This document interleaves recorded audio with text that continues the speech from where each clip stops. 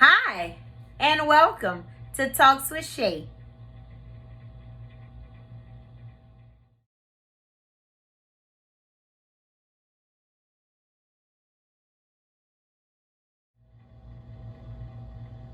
So today I would like to begin with reading from Proverbs chapter 11 and verse 1. And it says, "A false balance is abomination to the Lord, but a just weight is his delight."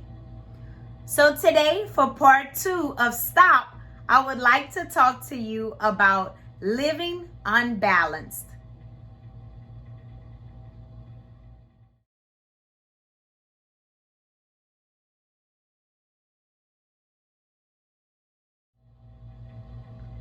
So when we're talking about living unbalanced, we're talking about the opposite of being balanced, right? You know, when you look at something and say like you're hanging up a picture on the wall or something like that, one of my pet peeves is seeing it kind of like this. You know, it's kind of like, I need to straighten that up a little bit. That is how our life would look if we don't have balance in our lives. It's almost like we're walking around life sideways a little bit. And you know, when I think about it, even, you know, we look at different people. I'm sure we can all think of a person that we look at that possibly have an unbalanced life, or even ourselves, because we can't forget to examine ourselves first and foremost, right? To make sure that we have balance in our lives. You know, when we look at a picture on the wall, like I said, and we see it kind of crooked, y'all, I literally go in some people's houses and I'd be like, ugh, because I just want to like straighten the picture up. It's like, y'all don't notice that is crooked. Like, it just one of those things, right? So when we even look at different people and their lives and the way that they live life and stuff, and we can see how unbalanced their life is, a lot of times we want to help them out to get some balance. But it ultimately begins with them. We as people have to want a balanced life. You know, when I think about just having balance, I think about just in general. Too much of anything is not enough. The only thing we could never have too much of is God, right?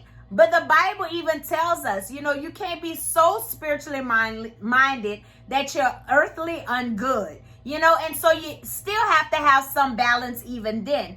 You can't be a person that, walk around and all you want to talk about is God, God, God, God, God, God, God, God, God. Now, we can never talk too much about God, but y'all, we can't be so much talking about God. How can we reach the person that don't even believe in God by always talking about God? It would become overwhelming for them. And so even if you run into an atheist, somebody that doesn't believe in God at all, and you have to take baby steps with them to introduce God to them. So we have to make sure that we have a balance in our lives. You think of people that all they do is work, workaholics, right? There's no balance. Life revolves around them just working all the time. You know, and so you have to develop a balance in your life with family, with work, with this, with that, different things. So before, doing this talk today, I was doing a little research on why is it so important for us to have a balance in our lives? And some of the things I would like to share with y'all that I found and I thought was very interesting. And then it's like the light bulbs start going off with different things where you recognize that in whether it's other people or even within yourself. So I want to share some of those things with you. One of the things it was saying, for a person that has an unbalanced life, they have a lot of family conflict, issues with personal relationships, physical and mental health. Y'all, it even started talking about the stress that it causes to have an unbalanced life. And we all know what stress brings, right? Stress can bring heart attacks. Stress can bring death if you let it. Stress can just be detrimental for any of us. But some of the things that it pinpointed that really struck me was like, wow. And it said, an unbalanced person appears disturbed and upset, and they are behaving in a strange way. And so when I get to think about different people and that I know, and I see like their life is really unbalanced, they are very like disturbed, right? They are very easily upset for stuff. And they seem strange in a way because it's like they're never happy. And if you're not careful, chaos comes, it said. You have conflict, resentment, strife, miscommunication, and all these things are negative things, right? Because of a person just having an unbalanced life. We have to make sure that our lives, that the life that we live is balanced. When you look at yourself, do you see yourself with a balanced life? Or do you put so much energy into one thing that everything else gets, in a sense, what word I'm looking for? It gets neglected. Let's use that word. Because you're focusing so much on this, you're neglecting so many other things in your life. That's for a person, say, like, that never works out. It's like all they want to do is work, work, work, work. Okay, you're making all this money, but who are you sharing it with? Are you going places with your family? Are you doing things with your friends? Are you just so isolated with work that you don't have time to do nothing else?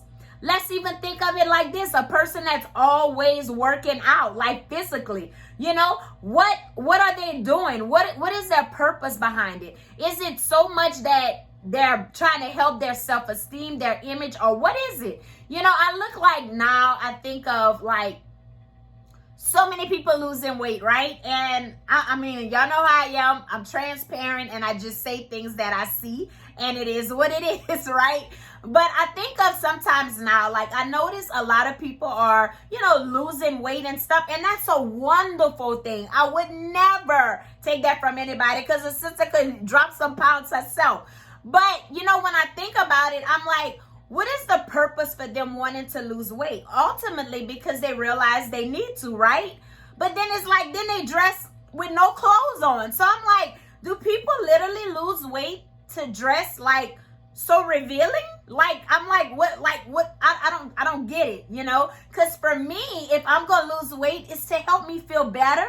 Yes, it helps with your confidence, but you don't have to, just because you're smaller, you got to let everything hang out. Y'all, I just don't understand it. And if you're that person, I'm sorry, not meaning to offend anybody, but let us have a reason. And it's not that it's to draw more attention to yourself, but to help yourself to be healthier in the long run. That's what it's about. Yes, being smaller always brings up our confidence. But even if I lose the weight that I would like to lose, and I'm not really trying, though I need to be trying, but I don't want to get to a place where I start dressing immodest because I've lost so much weight, and because, like they say, now you can. You got plus size people that dress the same way, but it's just weird. But anyway, you got to have a balance. That's my point, right? You can't be working out so much that you neglect your family, spending time with your family, and all of those things like that. You have to have a balance. So when we recognize that other people's lives, they don't have a balance, a lot of times they're frustrated. They're trying to do stuff that they really don't need to be doing, for one. They realize that I got to do this. Somebody asks them something, and if you're too much of a people pleaser and don't have healthy boundaries in your life, somebody asks them to do something and you're exhausted and tired, but guess what? You do it anyway because you don't have those healthy boundaries, but there's no balance because now you're going to go with an attitude because you're frustrated. You know what I'm saying? And so it's like we have to find balance in our lives.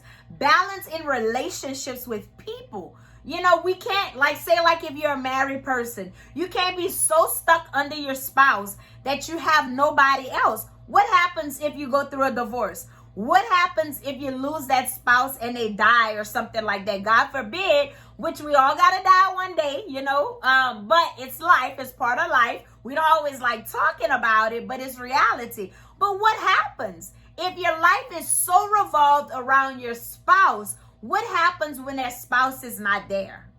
Then you're left by yourself because you have no balance in your life with friends and other family members. So you have to find a balance. Balance is healthy, right? When I think about, let's look at it like this, y'all. Cooking a pot of rice, right? If you've ever maybe cooked a pot of rice and it's like you level the little water off, but say for example, in my grandmother's old house, there was a certain spot on the countertop where it was kind of like lopsided. So when you cooked rice, you had to cook it and understand that it's lopsided, because if not, one side's going to be all mushy and the other side won't. So you have to make sure that it evens out to be the way that you really want it to be cooked properly. It's the same thing with our lives, y'all. We have to get our life from being like this sideways and come up a little bit and say, you know what? It's time to balance out some things. If you balance out some things, you probably have less stress, less chaos in your life, and things like that. We can't be so wrapped up into one specific area in our lives that other areas in our lives get neglected. You know, when you think about even stress that an unbalanced life brings into your life, some of the things that the research even said that it causes: cardiovascular diseases, compromised immune systems, headaches, migraines, backaches, y'all, acne, stiff muscles, nervousness, depression, and mood swings. So when you think of that in itself, it talks about a person that's just unbalanced. All of those things are not good things. A person that's moody and like they're high today and then they low tomorrow, or, you know, we call them bipolar, right? And the doctors label them as such. But when you look at their lives, it's probably no balance. There's no balance. No matter how young the person might be, it can be even in a child. If a child doesn't have balance in their lives, you know, they have ADHD or they have this or different things like that, take a look at it and say, am I raising up even my children to have a balanced life? You don't want to pour in so much of one thing that you leave those kids with an unbalanced life. And a lot of times we just expect them to just bounce on through it. We have to be that example of what a balanced life looks like. You know, create some positive traditions in your life, in your family. Be intentional with spending time with friends and family outside of your immediate family. You know, we have to make sure that we have a good balance throughout our lives. We don't need, you know, if you think about a person, even think about yourself. Do you wake up and your body is always tight and stiff, backaches, migraines, all of these things that triggers an unbalanced life? Now, some things it may not be, but when you look at your life and say, like some of those things I named, are you dealing with some of those things? Then reassess yourself and say, is my life really unbalanced? And if you can't give yourself that answer, ask a close friend. Somebody that understands what a balanced life looks like. Hey, ask me, I'm going to tell you, you know, and ask them and say, you know what, would you think that I have a balanced life? A person with an imbalanced life, they're probably always on the go. They're like always in a hurry. They always disturbed. Like it said, they're always upset, always feeling like something is wrong, and they battle with depression and things like that, mood swings and everything. Y'all, we have to try to make sure that our lives are balanced. You know, like for me speaking, I tell people all the time, when I'm off the clock, I'm off the clock. Like literally, I have learned, let me say it like that, to not even answer text messages. If you calling me and it's after 5 and I'm not working late today, I'm gonna holler at you in the morning. Why? Balance. Because when I'm off work and off the clock, I'm off work and I'm off the clock. I can literally, y'all, remember a time where one of my supervisors and I got into a big argument because I was off one day and he called me and texted me and I didn't respond. So I'm like, I'm going to wait till tomorrow. And when I did, he came into my office huffing and puffing, and guess what? I done had enough. I said, sir, I'm not on call. Okay? So I was off. So off means off. You were not in a dying emergency, and if so, call another employee. When I'm off, I'm off. So he threatened to write me up, and I'm like, you can't do that. So guess what I did? I called his boss. You're not coming sit here and threaten me. But my point is, because I had to put boundaries and a balance in my life, that when I'm off work, I'm off. And if I'm working, then I'm working, and I'll tend to whatever later. But we have to make sure that our lives are balanced. Balanced relationships in our work and at home. We have to have a balance in our lives. I don't like living in chaos, y'all. Now, sometimes our lives get chaotic, but guess what? It comes and it goes, but it's not going to be because I have an unbalanced life. I like peace in my life. I don't know about you, but I do. So reevaluate yourself and ask yourself those tough questions. And like I said, if you don't know yourself, ask a close friend that's going to be honest with you. Not an amen person, but somebody that's going to honestly tell you, yeah, your life is kind of unbalanced. And get it on the right scale so you can have a healthier life mentally, physically, emotionally, and spiritually going forward. Amen? Amen. And so before I go, I just want to remind you, if you haven't already, check out my website at www.talkswithshay.org. You can subscribe to my videos on YouTube and find me on Facebook. Like my page, share my page, invite your friends to like my page. And until next week on Talks with Shay, Shay is out. Y'all be blessed.